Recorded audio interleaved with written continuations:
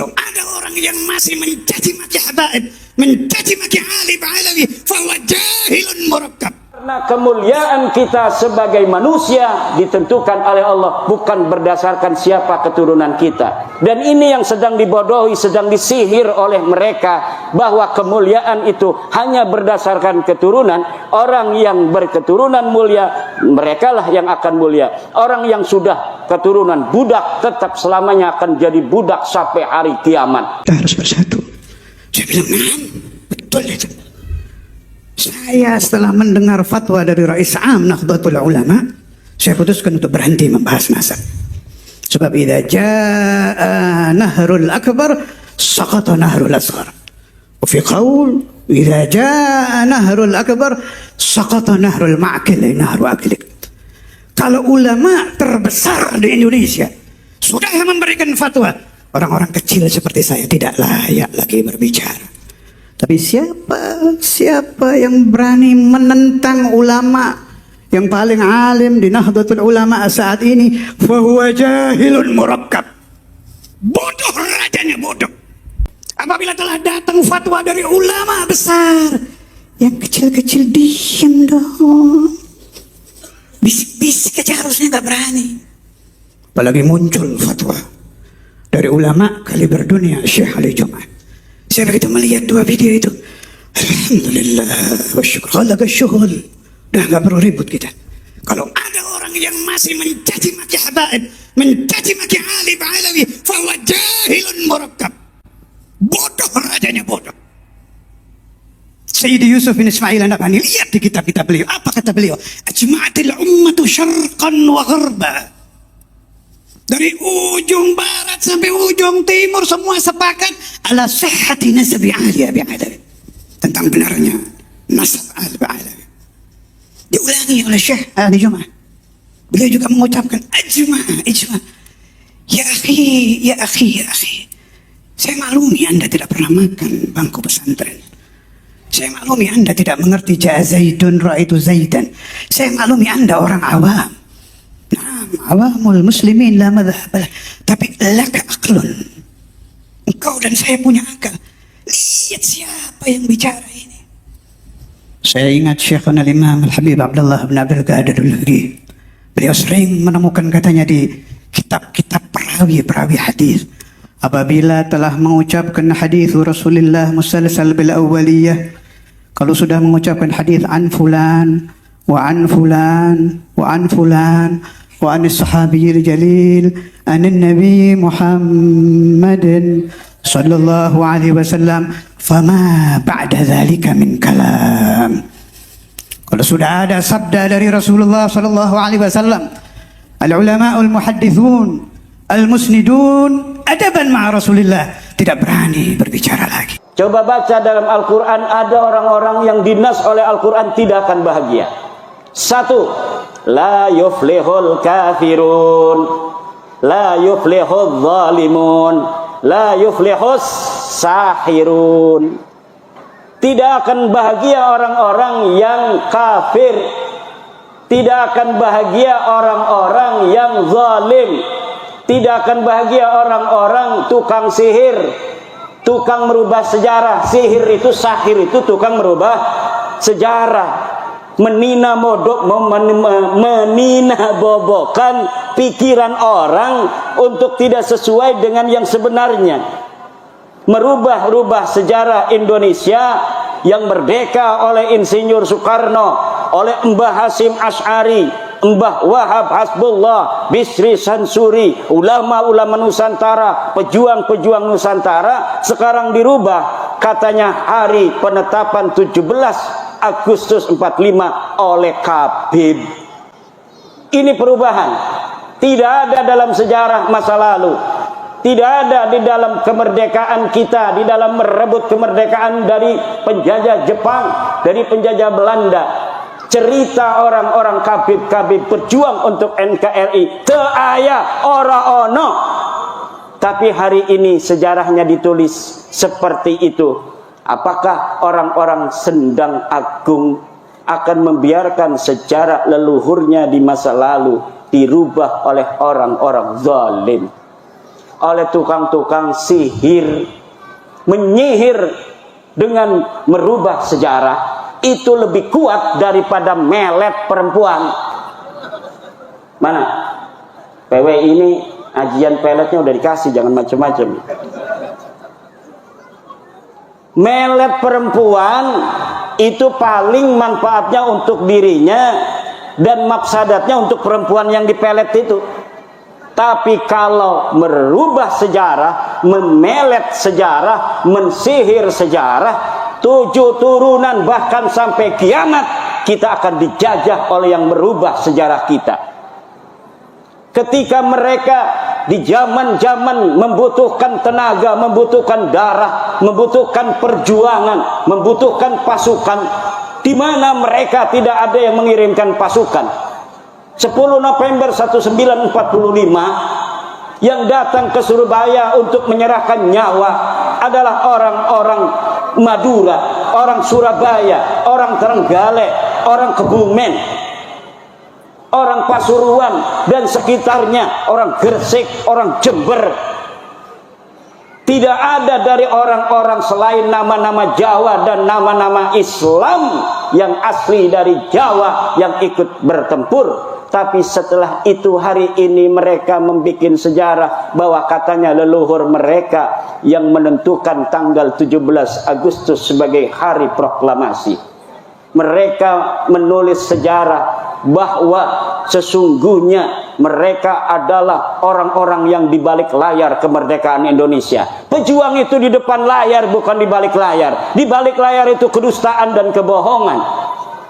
Tidak ada pejuang di balik layar. Pejuang itu harus di depan layar. Seperti Kiai Zainun membuka pondok ini dengan kakaknya Kiai Patah Hasan yang luar biasa, doanya sampai menembus langit tadi, mendoakan kita semua yang hadir. Itu ibu-ibu lagi didoain oleh Kiai Patah Hasan. Semoga ibu-ibu banyak duitnya itu. Ibunya diem aja makan snack. Padahal lagi didoain kaya raya. Didoain semoga anaknya jadi kiai, jadi camat, jadi bupati, jadi gubernur, jadi presiden, jadi ketua PBD sekalian. Kenapa? Karena kemuliaan kita sebagai manusia ditentukan oleh Allah, bukan berdasarkan siapa keturunan kita. Dan ini yang sedang dibodohi, sedang disihir oleh mereka, bahwa kemuliaan itu hanya berdasarkan keturunan. Orang yang berketurunan mulia, merekalah yang akan mulia. Orang yang sudah keturunan budak tetap selamanya akan jadi budak sampai hari kiamat. Nah, iya lain ajaran Islam, iki dudu ajarane Islam. Ini ngomong Jawa Sunda karena ada orang Sunda juga tadi. Assalamualaikum, saya dari Pandeglang katanya. Biarin dia doang tuh yang ngerti bahasa Sunda. Juga ada kiai teman saya dari Petir ini rupanya. Masya Allah. Sehat Kiai. Ini khas merah putihnya ini tuh ada di belakang tuh. Ibu-ibu, bapak-bapak, hadirin ma'asyiral muslimin rahimakumullah. Yang tidak akan bahagia lagi, Kiai Zainun, jangan takut-takut. Kiai Zainun. Ini kalau di lab sampai ke pelosok katanya ini. Tenang aja, Kiai pelosok juga sama dengan Kiai Zainun. Teu percaya Habib eta turunan Nabi. Teu ngomong doang teu. Sama semuanya. Kiai-kiai kita itu orang yang punya ma'rifat billah, punya ma'rifat billah. Cuma mereka punya kebijaksanaan kayak Pak Camat. Pak Camat, Pak Bupati, itu mereka jadi bapak bukan hanya untuk kiai. Pak Camat itu anaknya ada yang jawara, ada yang pendekar, ada yang pemabok, ada yang kiai, ada yang santri. Semuanya anaknya Pak Camat, harus dilindungi semua. Makanya dalam setiap desa kadang-kadang Pak Lurah bikin taman bermain. Kiai mah gak bakal bermain-main, itu hidupnya hanya untuk zikir pada Allah. Tapi kenapa kepala desa itu bikin taman bermain? Untuk orang-orang yang gak bisa zikir. Dia bisa tenang kalau ada di taman. Sedangkan manusia itu perlu ketenangan. Kalau kiai nggak keluar rumah dia 2 bulan juga dia biasa-biasa aja. Kenapa? Punya kedekatan dengan Allah yang dia tidak membutuhkan hiburan apapun. Tapi manusia tidak sama. Ada yang kadang-kadang dengan Al-Quran saja dia udah cukup merasa tenteram. Ada yang tidak perlu baca Al-Quran, dia hanya zikir kepada Allah. Ada juga yang butuh selawat baru dia bisa nangis. Kalau baca Sallallahu ala Muhammad, baru dia bisa nangis. Kalau yang baca selawat Kiai Fatah Hasan, Allahumma sholli ala sayyidina, dia enggak nangis. Padahal bagi orang yang sudah mencintai Rasulullah, tidak penting suara enak ataukah tidak, ketika disebut nama Muhammad, maka dia langsung ada setrum jepret kepada baginda Nabi besar Muhammad sallallahu ala Muhammad. Ada orang yang butuh musik juga. Dia kalau mendengarin musik-musik yang semangat, dia jadi semangat. Kalau dia tidak mendengarkan musik semangat, dia mewek, dia memble. Itu ada yang begitu. Jadi manusia itu diciptakan oleh Allah bermacam-macam warna. Camat, bupati, presiden, itu yang suka sholat anaknya, yang nggak suka sholat anaknya, yang suka ngerampok juga anaknya, yang harus diberi hak sesuai dengan amalnya. Dia benar harus dihukum, tetapi dimasukin penjara, dikasih makan sama negara. Kalau kata saya itu para koruptor masukin penjara nggak usah dikasih makan. Coba lihat 12 hari udah mati apa belum. Tapi nggak begitu sama negara itu, sama presiden, sama bupati. Tetap yang nakal pun perampok, penjudi, tukang judol. Bu, suaminya ada yang judol apa tidak? Yang sabar aja. Paling kebun sawit nanti dijual gitu. Jangan sampai ibu-ibu suaminya suka main judi online, berbahaya. Itu tidak akan ada orang kaya raya dengan judi. Teraya. Kalau pengen kaya raya, nanam sawit, jual, celengin. Nanam padi, jual, celengin. Nabung 5.000, kaya raya nanti. Guru-guru, insya Allah jangan khawatir. Dana bosnya tidak akan dikurangi karena efisiensi. Amin ya rabbal alamin. Tenang aja. Negara kita kaya raya, Bu. Negara di dunia ini yang paling kaya raya adalah Indonesia. Jangankan pohon, tongkat saja itu ditanam akan jadi pepohonan. Ini negeri kita Indonesia, makanya banyak orang yang pengen ngaku-ngaku ini negeri adalah negeri mereka. Ini negeri Indonesia, Bintu Terim. Anak perempuannya Kota Tarim. Kota Tarim siapa itu? Kota apa itu? Kalau anaknya kaya raya begini, harusnya kaya raya itu Kota Tarim. Kaya apa tidak Kota Tarim? Miskin. Kalian orang bodoh. Yang pintar itu orang pelosok. Yang pintar itu orang Riboyo. Yang pintar itu Sidogiri. Yang pintar itu adalah Syekh Nawawi Tanar Al-Bantani. Yang pintar itu santri-santri kita. Mereka hanya punya sahirun, menyihir bahwa kami lebih mulia dari kalian, kami lebih hebat dari kalian. Ilmunya enggak ada. Tapi anehnya masih banyak kita yang bodoh spiritualnya, bodoh emosionalnya. Hanya dengan kata-kata narasi dan diksi begitu kita percaya. Katanya mereka turun Nabi, turunan dari mana? Nabi itu orang Arab, wajah kalian bukan Arab itu. Ngaca dong, kalian Arab apa bukan? Tes DNA-nya aja bukan orang Arab, orang India, orang Kaukasus. Ini apa ini artinya? Artinya mereka bukan turunan Nabi, wajahnya bukan wajah Arab, wajah India. Niat saya kepada Sayyidil Habib Omar. Bahkan Habib Munzir dulu pernah cerita, mengatakan, bukan cerita jatuhnya, tapi cerita tentang masa depan. Beliau mengatakan kepada saya, Muhammad, nanti suatu hari ente bakal Muhammad bakal pergi ke Tarim. Dan waktu nanti Muhammad pergi ke Tarim, belajar di sana, jangan cari pergi ke sana karena ilmu. Ilmu ada di sana dan ada di sini. Kalau mau cari ilmu di Indonesia juga ada. Kalau di zaman sekarang, Google juga lebih banyak ilmunya dari semua orang. Google juga lebih alim dari ente kalau ente ke sana cari ilmu. Tapi ente ke sana, yang ente perbanyak pandang kepada wajah Habib Umar. Wajah ini tidak ada di tempat lain, hanya ada di sana saja. Dikatakan sampai ada istilah di kota Tarim itu apa? Ta'addab fit Tarim hatta ma'akila biha. Yang sopan kamu kalau berada di kota Tarim, walaupun dengan anjing yang ada di kota Tarim. Kenapa? Karena anjing di kota Tarim pernah mendapatkan pandangan orang soleh. Doa ning kota Tarim itu dikabulkan oleh Allah walaupun di dalam kamar mandi. Ning jadi doa diterima. Dari hebatnya kota Tarim. Sampai kota Tarim itu Madinatun Nur, dikatakan kotanya cahaya.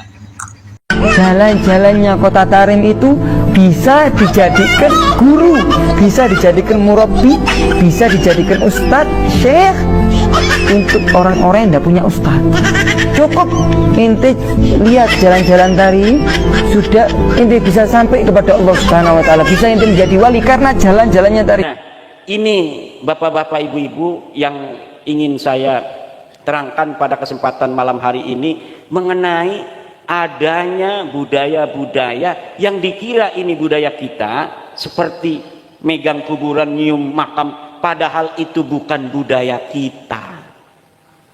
Bahkan itu budaya kafir, budaya Yahudi dan Nasrani. Maka jaga anak kita jangan sampai ikut nih golongan orang-orang yang suka nyiumin kuburan. Doraka. Kita biarkan anak kita, keluarga kita, istri kita mengikuti kabib-kabib yang suka nyium makam itu, berarti kita membiarkan anak keluarga kita untuk mengikuti cara Yahudi dan cara Nasrani. Sudah jelas dalam kitab Ihya Ulumuddinnya. Lihat, cari kitab Ihya Ulumuddin.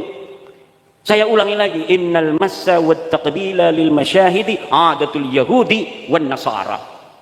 Belum lagi menghadiri cerita-cerita khurafat, rantai emas dari langit, hujan susu, mi'raj 70 kali. Ini lihat di dalam kitab Hadihi hiya as-sufiyya fi hadramauta. Apa yang dikatakan ulama tentang cerita-cerita Ba'lawi? Inna hadihil qisasa kufrun bawahun la yajuzu i'tiqaduha wa la ar-riwayatu anha illa ala sabilit tahakkumi war raddi 'alaiha. Bahwa tidak boleh kita meyakini daripada kisah-kisah khurafat yang diceritakan oleh Ba'lawi itu. Saya ulangi lagi supaya satu-satu kalimatnya. Inna hadhil qisasa, bahwa sesungguhnya kisah-kisah Ba'lawi ini, karena kitab itu khusus menerangkan tentang kisah-kisah Ba'lawi. Kufrun bawahun, dia adalah kekufuran yang nyata. La yajuzu i'tiqaduha, tidak boleh meyakininya, cerita-cerita dusta dan cerita-cerita khurafat itu. Wala ar-riwayatu anha, dan tidak boleh menceritakannya kepada orang lain. Illa ala sabilit tahakkum, kecuali atas dasar jalan menghina, meledek. Awir raddi anha, atau kita menolak daripada adanya cerita-cerita itu. Boleh. Kalau kita menceritakan, oh ada orang menceritakan kakeknya bisa menurunkan rantai dari emas, itu kalau kita meriwayatkannya ala sabili tahakkum, meledek, ngerosting, boleh. Awir raddi anha, atau kita menolak bahwa ini adalah cerita dusta, boleh meriwayatkan seperti itu. Tapi kalau meriwayatkan saja, itu disebut oleh ulama itu kufrun bawahun, dia adalah kekufuran yang nyata. Na'udzubillah summa na'udzubillah. Lalu kiai dari mana sih mereka dapat cerita-cerita itu? Kalau memang dulunya nggak pernah terjadi cerita-cerita dusta, cerita-cerita palsu, dari mana mereka sampai bisa ngarang-ngarang kitab berjilid-jilid tentang cerita-cerita keramat-keramat palsu? Ibnul Jauzi kenal? Beliau mengarang sebuah kitab namanya Talbisu Iblis. Kitabnya apa namanya? Talbisu Iblis. Kata Ibnul Jauzi, inna iblisa qad labbasa qauman minal mutaakhirina fawada'u hikayatin likaramatil awliya'i litashyidihim ala za'mihim amral qaumi fakashafallahu amrahum bi ulama'in naql. Saya agak lupa itu apa namanya urutan yang sebenarnya, au kama qala Ibnul Jauzi, bahwa begini kata Ibnul Jauzi, inna iblis, bahwa sesungguhnya iblis qad labbasa, dia telah menyelirukan qauman minal mutaakhirin, satu golongan dari ulama-ulama sekarang, ulama-ulama belakangan, fawada'u, maka ulama-ulama ini yang telah diwahyukan oleh iblis ini, fawada'u hikayatin, maka dia membikin-bikin hikayat, membikin-bikin tentang cerita-cerita palsu. Untuk apa? Litasydihim amral qaumi ala za'mihim. Dia bertujuan agar menguatkan wali-wali yang dia kagumi itu, ala za'mihim, menurut pendapat dia. Itu para ulama menambahi kalimat itu dengan kalimat wal haqqu la yusyayyidu bil batil. Sedangkan kebenaran itu tidak bisa dikuatkan dengan kebatilan. Jadi itu cerita-cerita palsu itu diwahyukan oleh iblis, diberikan ilham oleh iblis kepada orang agar bisa mengarang cerita-cerita palsu tentang keramat-keramat kakeknya yang tidak terjadi di masa hidupnya. Na'udzubillah. Nah, ini jadi harus kita jaga akidah anak-anak kita, jangan sampai terlepas dari akidah dan gaya Islam yang diajarkan oleh Wali Songo, kemudian mengikuti ajaran-ajaran baru, nyium-nyium kuburan adat Yahudi, jalan bareng-bareng begitu sambil megang-megang tangan ala orang-orang Syiah, joget-joget. Nah, sekarang ini santri banyak yang joget-joget karena nyontohnya Balawi yang sering joget. Orang yang disebut sebagai walinya saja itu senangnya joget. Padahal menurut kita kiai-kiai Nusantara, orang joget itu nggak bisa jadi saksi nikah. Orang yang joget kakinya gerak-gerak begitu, badannya gerak-gerak, tidak bisa jadi saksi nikah. Tapi sekarang sudah biasa. Kenapa? Karena yang menjadi panutan dan tauladan bukan kiai-kiai Nusantara, tapi orang-orang Baklawi yang ngaku cucu Nabi tapi tidak terkonfirmasi. Karena dia sudah nyata bukan keturunan dari baginda Nabi besar Muhammad sallallahu alaihi wasallam. Inilah yang dapat saya sampaikan. Mudah-mudahan ada manfaatnya. Kita berdoa mudah-mudahan Mbah, ini fotonya Mbah ya? Kok mirip Mbah Mufid? Gantengan Mbahnya Mbah Mufid ini. Mbah Mufid berani, tapi kayaknya kakeknya lebih berani. Betul, Kiai Nawawi? Kiai Nawawi ini kenal ini, temenan waktu kecil guletan melulu. Sampai sekarang kadang-kadang suka guletan.